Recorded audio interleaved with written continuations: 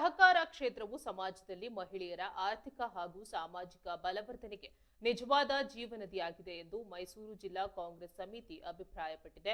Mysuru DCC ಮಹಿಳಾ ಸಹಕಾರ ವಿಭಾಗದ ವತಿಯಿಂದ ವಿಶೇಷ ಕಾರ್ಯಕಾರಿಣಿ ಸಭೆ ಹಾಗೂ ಪದಾಧಿಕಾರಿಗಳಿಗೆ ಐಡಿ ಕಾರ್ಡ್ ವಿತರಣಾ ಸಮಾರಂಭವನ್ನು ಅರ್ಥಪೂರ್ಣವಾಗಿ ಆಯೋಜಿಸಲಾಗಿತ್ತು.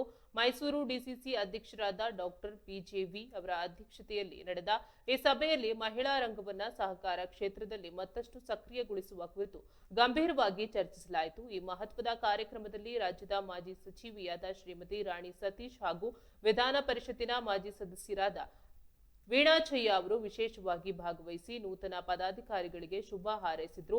ಇದೇ ವೇಳೆ ಡಿಸಿಸಿ ಸಹಕಾರ ವಿಭಾಗದ ಅಧ್ಯಕ್ಷರಾದ ಎಸ್ ಸಿದ್ದಯ್ಯ, ಕಾರ್ಯಾಧ್ಯಕ್ಷರಾದ ಮಳಿಯೂರು ಸಂತೋಷ್ ಹಾಗೂ ಡಿಸಿಸಿ ಮಹಿಳಾ ಸಹಕಾರ ವಿಭಾಗದ ಅಧ್ಯಕ್ಷೆ ತಾರಾ ಕುಮಾರ್ ಅವರು ಉಪಸ್ಥಿತರಿದ್ದು ಸಂಘಟನೆಯನ್ನ ಕೆಳಹಂತದಿಂದ ಬಲಪಡಿಸುವ ಬಗ್ಗೆ ದಿಕ್ಸೂಚಿ ಭಾಷಣ ಮಾಡಿದ್ರು. ಕಾರ್ಯಕ್ರಮದಲ್ಲಿ ಜಿಲ್ಲೆಯ ಒಟ್ಟು 16 ಬ್ಲಾಕ್ನ ಅಧ್ಯಕ್ಷರುಗಳು, ವಿವಿಧ ಹಂತದ ಜಿಲ್ಲಾ ಪದಾಧಿಕಾರಿಗಳು ಹಾಗೂ ಡಿಸಿಸಿ ಪ್ರಮುಖ ನಾಯಕರುಗಳು ಹೆಚ್ಚಿನ ಸಂಖ್ಯೆಯಲ್ಲಿ ಪಾಲ್ಗೊಂಡಿದ್ರು.